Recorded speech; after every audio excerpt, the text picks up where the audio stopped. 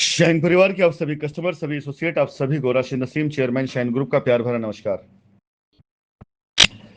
साथियों, supreme court का stay order आ जाने के बाद से हमारे बहुत ढेर सारे ऐसे एफआईआर वाले कस्टमर हैं जो वाकई में जेन्युइन कस्टमर थे और जिनकी लाइबिलिटी बहुत आसानी उतर सकती थी, लेकिन मार्केट के अंदर फैलाई गई झूठी खबरें, झूठी अफवाहें, इस मुकदमे को लंबित करने के लिए तरह तरह के लगाए गए इल्जाम, उन पर यकीन करना और ऐसे लोगों की बातों पर यकीन करना जिनका इस कंपनी को लेना देना नहीं था, जिनका मकसद सिर्फ और सिर्फ आपसे फीस वसूलना था, आपसे कमीशन लेना था, जिनका मकसद सिर्फ अपनी दुकान चलाना था, उनके द्वारा फैलाई गई झूठी अफवाहों का आज नतीजा यह है कि एक साथ वो सारे सारे कस्टमर आज हाशिए पे चले गए हैं। जो ऐसे लोगों क्लाइंट हैं, ऐसे लोग कस्टमर हैं। जाहिर सी बात है, कंपनी अगर इतनी लंबी लड़ाई लड़ करके आई है तो कंपनी ये देख के चलेगी कि किन लोगों की वजह से कंपनी की इतनी क्षति हुई है। जब सुप्रीम कोर्ट का ऑर्डर आ गया, इसके बाद से लोगों की मैंने इस तरह की फालतू रूमर्सबाजी सुनी, ऐसी बातें सुनी, जिससे सुन करके अफसोस ये हुआ कि ये आप सभी लीगल कस्टमर को, जो कस्टमर लीगल में जा चुका है, उसे क्या समझते हैं या उनके लिए इनके दिल और दिमाग में क्या भावनाएं चल रही हैं। एक तरफ सुप्रीम कोर्ट का ऑर्डर समझने की बात यह है कि एक ऐसे 5-6 साल चले मुकदमे पर सुप्रीम कोर्ट ने ऐसे स्टे नहीं लगाया होगा। जाहिर सी बात है, वो फैक्ट, वो सारे पेपर वर्क, वो सारी चीजें इतनी स्ट्रांग होगी, अन्यथा सुप्रीम कोर्ट में किसी भी अधिवक्ता को बोलने के लिए 2 से 3 मिनट ज्यादा समय नहीं मिलता है। 2 से 3 मिनट सिर्फ बोला जाता है, बाकी उससे पीछे पूरा पूरा काम करता है सुप्रीम कोर्ट के अंदर लगाए गए दस्तावेज, डॉक्यूमेंट्स, वो सारे काम करते हैं। आपको उन्हीं मुद्दों पर बात करनी होती है जो जेन्युइन हो, जो जायज हो। वहां फालतू के आर्गुमेंट नहीं चल सकती है। ये कुछ मिनट में अगर कंपनी का अधिवक्तागण ने इतनी मजबूती से अपनी बात रखी तो जाहिर सी बात है उसके पीछे बहुत स्ट्रांग पेपर वर्क रहा होगा। और स्ट्रांग पेपर वर्क उसका होता है जिसका केस स्ट्रांग होता है। मैंने आप सभी लोग सामने कुछ पॉइंट्स डाले हुए हैं। ये हमारी एसएलपी के अंदर के पेज की पॉइंट्स हैं, जिसमें आप देखेंगे कि अमित कुमार गौतम नाम की ये जो रिट थी, जिसके बारे में मैंने बहुत पहले कहा था कि इस रिट ने हमें इस मुकदमे को जितवा दिया है। अगर आप भूले ना हो, आपको याद हो, तो ये बात मैंने शुरुआती दौर में कहा था कि सारे सारे कस्टमर जो इसके अंदर बेगुनाह है वो सब फंस जाएंगे, क्योंकि फर्जी कस्टमरों की इसके अंदर लाइन लगी हुई है। याद करिए अगर आप भूले ना हो, मैंने आपसे कहा था कि इसमें बहुत ढेर सारे कस्टमर ऐसे हैं जिनका एक दूसरे में लेना देना नहीं है, लेकिन उनकी वजह से जो कस्टमर फर्जी हैं, फेक, उनकी वजह से सारे जेन्युइन कस्टमर फंस जाएंगे, अगर आप ये बात भूले ना हो।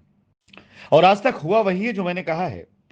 इस स्टे ऑर्डर में सबसे बड़ा अगर किसी ने रोल अदा किया है तो अमित कुमार गौतम की रिट ने अदा किया है, सबसे बड़ा रोल। क्योंकि अमित कुमार गौतम की रिट ने अपने आप में मुझे इतने ढेर सारे सबूत दिए, जैसे कि इसके अंदर फेक कस्टमर की पूरी लिस्ट आ गई, सिर्फ उनका डेटा चेक करना था कि इनकी रियलिटी क्या है। इसके बाद इसी रिट में शामिल कस्टमरों ने कंपनी की जमीनों पर जबरन रजिस्ट्रियां कराई हैं, झूठी एफआईआर करी हैं, ब्लैकमेल करके लोगों से पैसे कमाए हैं और झूठे सेटलमेंट कराए हैं। इस रिट में शामिल लोग कंपनी की 2019 बाद की रजिस्ट्री कराने वाले लुटेरों में से एक हैं, एसोसिएट का पैसा, कस्टमर पैसा अपने अकाउंट में लेने वाले लोगों में से हैं, एसोसिएट बनकर काम करके कंपनी में कस्टमर बनकर के एफआईआर करने वाले लोगों में से हैं। यानी जितना करप्शन है वो सारा करप्शन इस रेट के अंदर मौजूद है, सारे करप्टेड लोग इस रेट के अंदर मौजूद हैं। अब उसमें जो जेन्युइन कस्टमर गए हैं, उन जेन्युइन कस्टमर को भी करप्ट कस्टमर समझा जाएगा। पहली चीज कि इसमें पूरा समावेश है ऐसे फर्जी फेक कस्टमर, एफआईआर, रजिस्ट्री, और वो जो हम तलाश रहे हैं वो सिर्फ इस रेट में मिल जाएगी। यानी सिर्फ अमित कुमार गौतम की रेट की जांच कर दी जाए, सब मिल जाएगा। इसमें वो कस्टमर मिलेंगे जिन्होंने कंपनी अकाउंट पैसे नहीं दिए फिर भी उन्होंने एफआईआर करी है। इनमें वो कस्टमर मिलेंगे जिन्होंने कस्टमर से पैसे अपने अकाउंट में लिए एसोसिएट होते हुए और उसके बाद उन्होंने एफआईआर किए। इनमें वो एसोसिएट मिलेंगे, कस्टमर मिलेंगे जिन्होंने एफआईआर कराकर रजिस्ट्री भी करा ली, उसके बाद भी क्लेम पे गए हुए। इसमें वो कस्टमर मिलेंगे जिन्होंने फर्जी समझौते करा के बेल भी कराया लोगों की कि हमें सब कुछ प्राप्त हो गया, फिर भी क्लेम पर आए हुए। तो इस तरह की फेक रिट सबसे बड़ी वजह बनी इस स्टे ऑर्डर की, जहां पर पूरे सबूत के साथ हाईकोर्ट में जब ये रिट डाली गई थी तो हाईकोर्ट ने अपनी जो टिप्पणी दी थी कि इस रिट की मेंटेबिलिटी पे भी डाउट है और किसका क्लेम है, कौन सी कंपनी है, कौन से इन्वेस्टर्स हैं, कोई सबूत नहीं है। ये जो ऑर्डर था ना, ये भी बहुत काम आया है। तो जब माननीय सर्वोच्च न्यायालय के अंदर हाईकोर्ट का एक ऑर्डर, उसमें शामिल की गई रिट उसी कंपनी संबंधित जिसके बारे में ऑर्डर आए हुए हैं, तो अगर ऐसा कोई मामला पहुंचता है और जाहिर सी बात है उसके अंदर मनी लॉन्ड्रिंग केस चल रहा है, तो ये पूरी चीजें देख करके सुप्रीम कोर्ट में दूसरे पॉइंट पर आ जाते हैं। कंपनी पे आरोप लगाया गया 68,000 करोड़ रुपए का, पूरी जांच कर डाली गई, उसके बाद भी कहीं से 68,000 करोड़ के आसपास का फिगर नहीं दिखाई दिया, 1 रुपया बाहर गया नहीं दिखाई दिया। सारी रिपोर्ट हमने वही लगाई जो रिपोर्ट ईडी ने सबमिट करी है। हमने कुछ भी ऐसा नहीं अपनी तरफ से दिया, सब कुछ हमने जांच एजेंसियों के द्वारा दिए गए रिपोर्ट उस पर हमने सबमिट किया। वो सारी चीज जाने के बाद कंपनी का सारा पैसा जमीन पर, कंपनी की संपत्तियां बहुत ज्यादा, क्लेम बहुत कम। इसके अलावा कंपनी ने अपनी तरफ से अपील भी करी कि एक बार नहीं बार बार हम कहते चले आ रहे हैं कि हम अपनी कंपनी लायबिलिटी उतारना चाहते हैं, कस्टमर पैसा देना चाहते हैं। एक तरफ लाखों कस्टमर खड़े बाहर जिन्होंने कोई क्लेम नहीं, कोई कंप्लेन नहीं किया, और एक तरफ मात्र चंद सौ कस्टमर की वजह से कंपनी को रोका जा रहा है। ये सारी चीजें मिला करके आज इसके कारण बनी है। ये सारी रिकॉर्डिंग भेजने के पीछे सिर्फ इतना सा पर्पज है, रीजन है कि ये लोग जो लीगल में चले गए, इन्होंने अपनी जिंदगी को एक तरह समझिए कानून के हवाले कर दिया है। अब इनका बचा जीवन कानूनी लड़ाई लड़ने में जाएगा, आसानी से निकल नहीं पाएंगे कानूनी लड़ाई से ये। लेकिन वो सारे कस्टमर जो आज तक कानून के दरवाजे पर नहीं पहुंचे, लेकिन फर्जी तरीके के बहकाए हुए उसमें आकर के अगर आप अपनी लायबिलिटी को डुबाना चाहते हैं तो जाइए डुबाइए, मर्जी आपकी। हम तो लड़ ही रहे हैं, हम तो आए ही हैं पूरी तरीके से लीगल वालों को के साथ लड़ाई करने के लिए। 1 से लड़ूं, 10 से लड़ूं, 100 से लड़ूं, 1000 से लड़ूं, मेरे लिए बराबर है।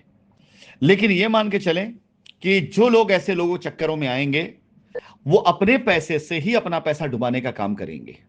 यानी आप अपनी फीस दे करके ही अपना पैसा डुबा रहे हैं, इसका कर रहे हैं। और ये आप मान के चले, आप एक लाइन निकाल दीजिए शुरू से 2019 से लेकर अब तक इस मुकदमे संबंधित जो बातें मैंने कही वो पूरी ना हुई हों। जो मैंने बोला है वो पूरा हुआ है, क्योंकि मैं कानून का ज्ञाता हूं, कानून में जानता हूं। मुझे अच्छे से पता है कि कानून कैसे काम करता है। और अमित कुमार गौतम की रिट हाथ में आते ही मैंने कह दिया था मुकदमा हम जीत चुके हैं। और आज आपके सामने अमित कुमार गौतम ने कैसे सबकी लुटिया डुबोई है ये आप जानते हैं। और ये तो शुरुआत है, अभी ये शुरुआत है। इस रिट के सारे कस्टमर और सारे एसोसिएट जो हैं उनकी जांच करते करते सारे लोगों की जांच हो जाएगी। ये सैंपल हमारे सामने है। अमित कुमार गौतम एक शोरूम का सामने वाला सैंपल है, तो वो सैंपल हमारे सामने है। इसे दिखा दिखाकर पूरी गोदाम की मैं जांच करवा दूंगा। पीछे जितने भी कस्टमर हैं जो फर्जी तरीके से जिन्होंने पैसा एसोसिएट अकाउंट में दिया हुआ है लेकिन रिटो में गए हुए हैं, वो सारे एसोसिएट जिन्होंने पैसा अपने अकाउंट में लिया हुआ है लेकिन रिटो में आए हुए हैं, सब कुछ अमित कुमार गौतम के उसमें मौजूद है। उसी को बेस बना करके मैं सारी FIR को चेक करवा दूंगा और उसके बाद देखिए क्या तमाशा दिखाई देता है। फिलहाल ये वॉइस रिकॉर्डिंग उन सभी कस्टमर्स के लिए है जो अब तक अपने को बचा के रखे हुए हैं, और उन कस्टमर के लिए जो मेरे चलाए गए मिशन अभियान में FIR वापसी का और रिट वापसी जो मिशन चलाऊंगा उसमें जो लोग हिस्सेदार बनना चाहेंगे उनके बहुत काम आने वाला है। इसके बाद आपकी मर्जी है, पैसा आपका है और करियर आपका है, आगे की लाइफ आपकी है कि आप इसे मुकदमे में गुजारते हैं या सुकून से अपने घर पैसा लेकर बैठते हैं, ये डिसाइड आपको करना है।